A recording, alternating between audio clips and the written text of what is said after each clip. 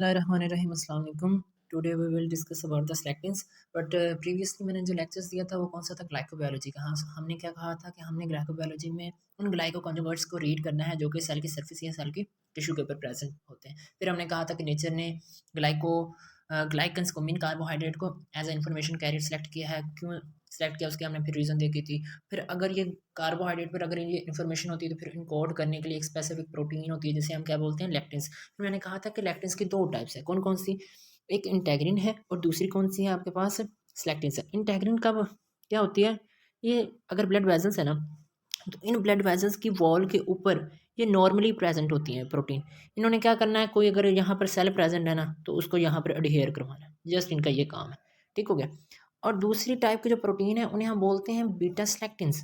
अब वो क्या होती हैं, जिन्हें हम पी सेलेक्टिन्स बोलते हैं, वो क्या होती हैं कि जैसे कोई इन्फेक्शन होगा या कोई वाउंड होगा या कोई पर्सन इंजर्ड होगा तब ये स्पेसिफिक प्रोटीन्स खुद को अपीयर करेंगी ब्लड वेजल्स पर. अच्छा, एक चीज़ आप पहले समझें. ये अगर ब्लड वेजल्स हैं, इसकी जो अंदरूनी वॉल होती है, इंटरनल वॉल्स, उन्हें हम बोलते हैं एंडोथीलियल लाइनिंग. और यहाँ पर जो सेल प्रेजेंट होंगे उन सेल्स को हम क्या बोलते हैं, एंडोथीलियल सेल्स. अच्छा, यहाँ पर नॉर्मली कौन सी प्रोटीन होती है, इंटेग्रिन प्रोटीन. लेकिन अगर कोई इन्फेक्शन हो जाता है, वाउंड हो जाता है या इंजरी हो जाती है तो क्या होता है, तब यहाँ पर एक स्पेसिफिक प्रोटीन्स खुद को अपीयर करती है और वो लेक्टिन्स की ही टाइप होती है और जिन्हें हम क्या बोलते हैं, सेलेक्टिन्स बोलते हैं. समझ आ गई? तो अब इस स्लाइड्स को रीड करें.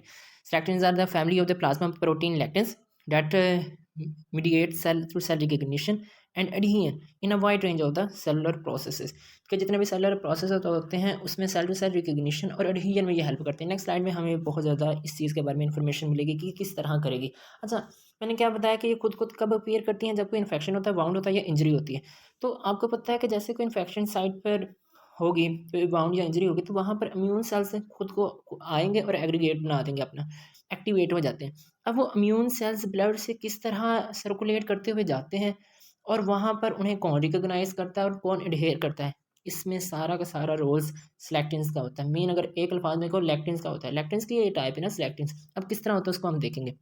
यहाँ पर भी सेलेक्टिन की डेफिनेशन लिखी हुई, type of the lectins which involve in the cell to cell adhesion and cell movement. अब ये देखें, पहले एक चीज़ को समझें. ये हमारे पास ब्लड सेल्स है, कोई भी है, वाइट ब्लड सेल्स ले लें जो कि खुद को जिसने जो एक्टिवेट हो गए जैसे कोई इन्फेक्शन हुआ या कोई वाउंड हुआ. अच्छा, इसकी सरफेस के ऊपर ना ग्लाइकोप्रोटीन्स होते हैं. क्या होते हैं? ग्लाइकोप्रोटीन. मीन इनके अंदर ग्लाइकन्स है, मीन कार्बोहाइड्रेट है, मीन यहाँ पर इन्फॉर्मेशन है. अब उन इन्फॉर्मेशन को रीड करने के लिए क्या होते हैं, लेक्टिन्स होते हैं. अच्छा, अब मैंने क्या कहा था, क्योंकि अब हम एग्जांपल कर रहे हैं इन्फेक्शन साइट की, तो यहाँ पर जो ब्लड वेसल्स हैं वहाँ पर क्या होगा, स्पेसिफिक प्रोटीन्स अपीयर्स होने लग जाएंगे और उन स्पेसिफिक प्रोटीन्स को हम क्या बोलते हैं, पी सेलेक्टिन्स. इन्होंने क्या करवाना है, सेल के एडहेजन में और सेल की रिकग्निशन में हेल्प करवानी है. और ये पी सेलेक्टिन स्पेसिफिकली तभी अपीयर होती है जब वाइट ब्लड सेल्स आते हैं. स्पेसिफिकली नॉर्मली दूसरे केस में भी होते हैं, लेकिन यहाँ पर स्पेसिफिकली इसी का लिखा हुआ है. खैर, इसके साथ साथ आप यहाँ पर देख रहे होंगे कि एक और प्रोटीन भी अब छोटी सी नज़र आ रही है. ये यहाँ पर छोटे छोटे स्पाइक्स नज़र आ रहे हैं. ये क्या होते हैं, इंटीग्रिन होते हैं. इन्होंने क्या करवाना था, कोई सेल्स है ना जो सर्कुलेट कर रहा है उसको एडहेयर करवाना. अब ये देखें किस तरह होगा. ये हमारे पास आ रहा है ब्लड सेल्स. अब इसकी अगर आप सरफेस पे देखें तो आपको सरफेस के ऊपर मिलेंगे ये छोटे छोटे, ये क्या है, ग्लाइकोप्रोटीन्स है. मीन यहाँ पर ग्लाइकन से कार्बोहाइड्रेट है. अब इसको किसने रिकॉग्नाइज किया, पी सेलेक्टिन्स ने. पी सेलेक्टिन्स कहाँ पर प्रेजेंट है, ये देखें, पी सेलेक्टिन्स यहाँ पर प्रेजेंट है. आपको सेल की वॉल के ऊपर, ये ब्लड वेसल्स की वॉल के ऊपर नज़र आ रहे हैं. ये क्या करवाएंगे, ये इसको रिकॉग्नाइज करेंगे. अच्छा, अब रिकॉग्नाइज हो गया, ये इसके साथ बाइंड हो गया. अब यहाँ से इसकी रोलिंग स्टार्ट हो जाएगी. ये रोल करेगा, ये लीकोसाइड यानी कि ब्लड वाइट ब्लड सेल्स. अच्छा, अब जहाँ जैसे ये सर्कुलेट कर रहा होगा ना यहाँ पर, तो यहाँ पर जो इंटेग्रिन प्रोटीन है वो भी यहाँ पर मौजूद है. वो क्या करेगी, इसे एडहेयर करेगी. अब दो प्रोटीन्स ने इसे एडहेयर कर लिया. पी सेलेक्टिन ने भी एडहेयर कर लिया, साथ साथ इसको रिकॉग्नाइज भी कर लिया है, और दूसरी इंटेग्रिन उसने भी इसको क्या कर लिया, अरेस्ट कर लिया. अब इसकी जो मूवमेंट है ना वो ग्रेजुअली स्लो होती जाएगी और एक ऐसा पॉइंट आएगा जहाँ पर ये मुकम्मल अरेस्ट हो जाएगी. फिर ये बिल्कुल वेजल के साथ अडहेयर हो जाएगी और एट लास्ट वहाँ पर पहुँच जाएगी जो कि इन्फेक्शन साइट है. इसको मैं ना एक बार फिर रिवाइज करवाता.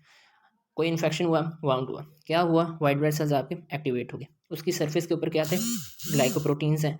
अब उसको किसने आइडेंटिफाई किया, पी सेलेक्टिन्स ने. अच्छा, पी सेलेक्टिन ने इसके साथ इसको बाइंड कर लिया. अब इसके बाद इसकी और बाइंडिंग के लिए क्या साथ होते हैं, यहाँ पर लगे होते हैं ब्लड वेसल्स के वार पर क्या, कौन सी प्रोटीन्स होती है, इंटेग्रिन प्रोटीन। अब वो क्या करेगी, इसकी रोलिंग को स्लो करवा देगी और इसको अरेस्ट करवा देगी, और एक पॉइंट ऐसा आएगा कि ये बिल्कुल ही अडहेयर हो जाएंगे और एट द लास्ट उस पॉइंट पर पहुंच जाएंगे जहां पर इसको पहुंचना था, मीन इन्फेक्शन साइड पर या बाउंड वाली साइड पर, और वहां पर सारे जाके इकट्ठे हो जाएंगे। अब हम इसे पॉइंट टू पॉइंट हम इसकी रीडिंग करेंगे। ये देखें, ये आगे सारी पिक्चर्स में उसी चीज़ को एक्सप्लेन किया गया है। मैंने वो सारी चीज़ें अपनी बात में क्लियर कर दी है। अब ये देखिए, पहला क्या आता है, पहले में वो क्या कहता है कि एंडोथेलियल की सेल वॉल, जैसे कोई इन्फेक्शन होगा तो एंडोथेलियल्स की वॉल किसको अपीयर कर देंगे, पी सिलेक्टेंस को, और ये पी सिलेक्टेंस क्या करेंगे, उस ओलिगोसेक्राइड के साथ जाके कंबाइन करेंगे, जो कि कहाँ पर होता है, उस लीकोसाइट, वो लीकोसाइट जो सर्कुलेट कर रहा है ना, उसके ऊपर होता है ओलिगोसेक्राइड, और उसको कौन रिकॉग्नाइज करेंगे, पी सिलेक्टिन। पी सिलेक्टिन कब अपीयर हुए, जैसे कोई इन्फेक्शन हुआ। नेक्स्ट स्लाइड में देखें। नेक्स्ट में वो कहता है कि इंट्रैक्शन स्लो होता जाएगा, क्यों, क्योंकि अब सिलेक्टिन्स ने एक तो इसको रिकॉग्नाइज कर लिया और साथ साथ इसको अपने साथ अडहेयर भी कर लिया।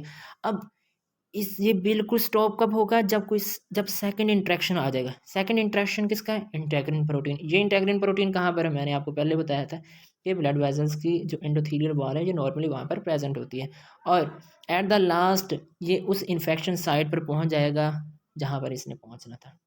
उम्मीद है कि ये आपको समझ आ गई होगी। नेक्स्ट देखें जी।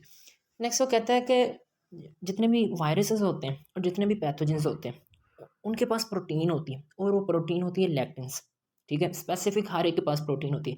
अब इसने जाके होस्ट के सेल के साथ करना होता है बाइंड। अब होस्ट के सेल के ऊपर होते हैं कार्बोहाइड्रेट्स, और वो कार्बोहाइड्रेट के बाद होती है स्पेसिफिक इंफॉर्मेशन, और उसी को इनकोड करते हैं लैक्टिन्स। अगर वो स्पेसिफिक इन्फॉर्मेशन इनको मिल जाती, स्पेसिफिक कार्बोहाइड्रेट का सीक्वेंस मिल जाता, तो ये उसके साथ जाकर अटैच हो जाएंगे। लाइक वो इन्फ्लुएंजा वायरस की बात करता है कि इन्फ्लुएंजा वायरस के पास उनके पास अपना एक लैक्टिन्स होता है जिन्हें क्या बोलते हैं, हेमाग्लूटिन। अब हेमाग्लूटिन क्या करेगा, जैसे इसे होस्ट की सरफेस के ऊपर स्पेसिफिक ओलिगोसेक्राइड मिलेगा, ये क्या करेगा, इन्फ्लुएंजा वायरस उसके साथ जाकर अटैच हो जाएगा। सेकेंड एग्जाम्पल वो दे रहा है कि हेलोबैक्टर के केस में ये पैथोजिन है, ये इसके पास भी एक लैक्टिन होता है, इनके पास प्रोटीन्स होती है। ये भी क्या करेगा, जैसे इसे होस्ट सेल की सरफेस के ऊपर क्या मिलेगा, वो कार्बोहाइड्रेट का ग्लाइकन्स का स्पेसिफिक सीक्वेंस मिलेगा, वो जाकर लैक्टिन जाकर वहाँ पर अटैच हो जाएंगे, क्योंकि लैक्टिन का काम ही यही है कि लैक्टिन जो है वो कार्बोहाइड्रेट के साथ बाइंड करना है। इसकी डेफिनेशन इस तरह भी कर सकते हैं, कार्बोहाइड्रेट बाइंडिंग प्रोटीन्स। और इसी तरह वो बात करता है कोरोना वायरस के केस में, उसमें भी क्या होता है कि कोरोना वायरस केस वायरसेस के पास प्रोटीन्स तो होती हैं, वो लैक्टिन्स के तौर पर एक्ट करेंगे। अब इन्हें जब होस्ट सेल की सरफेस के ऊपर ये ग्लाइकोप्रोटीन की स्पेसिफिक सीक्वेंस मिलेगा ECE2, तब ये क्या करेगी, वो जाके वहाँ पर बाइंड हो जाएगी। तो ये सारा का सारा उसको एक्सप्लेन किया गया। नेक्स्ट में वो कहता है कि ये जो लैक्टिन्स हैं ये प्रोटीन की सॉर्टिंग में बड़ा हेल्प करते हैं। प्रोटीन की सॉर्टिंग किससे मुराद क्या, प्रोटीन टारगेटिंग। इसका मतलब क्या हुआ, एक प्रोटीन्स प्रिपेयर होगी, सिंथेसाइज होगी, अब उसने ट्रांसपोर्ट होना है एक स्पेसिफिक टारगेट सेल के पास, तो उसमें भी लैक्टिन्स बड़ा रोल प्ले करते हैं। अब लैक्टिन्स होती प्रोटीन इन नेचर है, ये देखें। अब देखें, एक चीज़ आपको पता होगी कि एंडोप्लाज्मिक रेटिकुलम होता है, उसकी दो टाइप्स होती हैं, कौन कौन सी, स्मूथ एंडोप्लाज्मिक रेटिकुलम, और दूसरी कौन सी होती है, रफ एंडोप्लाज्मिक रेटिकुलम। रफ को रफ क्यों कहते हैं, क्योंकि यहाँ पर राइबोसोम प्रेजेंट होते हैं। अब राइबोसोम से बनी प्रोटीन्स, वो प्रोटीन कहाँ पर जाएगी, गोल्गी कम्प्लेक्स के पास। गोल्गी कम्प्लेक्स क्या करेगा, इनको पैकिंग करेगा। अब वहाँ जो प्रोटीन बन गई, जो कि बनी थी रफ एंडोप्लाज्मिक रेटिकुलम में, उसकी पैकिंग होगी गोल्गी कम्प्लेक्स में। अब उसने गोल्गी कम्प्लेक्स से जाना है लाइसोसोम के पास, उन्होंने जाना है लाइसोसोम के पास। अब जो लाइसोसोम होता है ना, यहाँ से क्या आ रही, प्रोटीन, प्रोटीन किस तरह एक्ट करेगी, एज अ लैक्टिन। अब इसने किसके पास जाना है, लाइसोसोम। लाइसोसोम की सरफेस के ऊपर कार्बोहाइड्रेट का एक स्पेसिफिक सीक्वेंस पाया जाएगा, यानी कि कार्बोहाइड्रेट प्रेजेंट होगा जो कि इन्फॉर्मेशन कैरियर मॉलिक्यूल है। लैक्टिन का काम क्या है, कार्बोहाइड्रेट के साथ बाइंड करना। अब यहाँ पर जो कार्बोहाइड्रेट उसका स्पेसिफिक सीक्वेंस क्या होगा कि यहाँ पर मेनोज 6 फॉस्फेट प्रेजेंट होगा, और वो मेनोज 6 फॉस्फेट जैसे ही लाइसोसोम के ऊपर प्रेजेंट होगा, अपीयर होगा, वो प्रोटीन जो कि पैक होकर आ रही है गोल्गी कम्प्लेक्स से, वो अपने टारगेट सेल में पहुंच जाएगी। तो ये सारा का सारा इसके बारे में था। उम्मीद है कि इसकी सारी की आपको समझ आ गई होगी। सबसे पहले हमने क्या डिस्कस किया कि ये जो स्लैक्टिन्स हैं ये कहाँ पर अपीयर होते हैं, जैसे कोई इन्फेक्शन साइट होते हैं वहाँ पर अपीयर होते हैं, और जो लीकोसाइट्स होते हैं उनको ये क्या करवाएगी, उसकी पहले की रिकग्निशन करेगी, फिर उसके बाद अडहेयर करवा देगी उसके सेल के सरफेस के साथ। उसकी रोलिंग होगी, उसकी रोलिंग को स्लो करने के लिए, उसको रेस्ट करने के लिए वहाँ पर इंटेग्रिन शो हो जाएंगे। फिर हमने देखा कि जितने भी वायरसेस होते हैं उनके पास प्रोटीन्स होते हैं, वो protein as a lectin act करती है। और ये होस्ट सेल जो होते हैं उनकी सरफेस के ऊपर जो क्या होते हैं, ओलिगोसेक्राइड्स होते हैं, वो एज अ कार्बोहाइड्रेट्स ही होते हैं, और लैक्टिन्स कार्बोहाइड्रेट के साथ बाइंड करना होता है। तो जैसे उन्हें वो कोई स्पेसिफिक ओलिगोसेक्राइड मिल जाता है वो उसके साथ बाइंड कर जाते हैं। लास्ट में हमने देखा कि प्रोटीन की सॉर्टिंग में ये हेल्प करती है। उम्मीद है कि आपको समझ आ गई होगी। अगर फिर भी कोई क्वेश्चन हो तो आप डिस्क्रिप्शन में मेरा नंबर है, आप कॉन्टैक्ट कर सकते हैं। ठीक है, अल्लाह हाफिज़।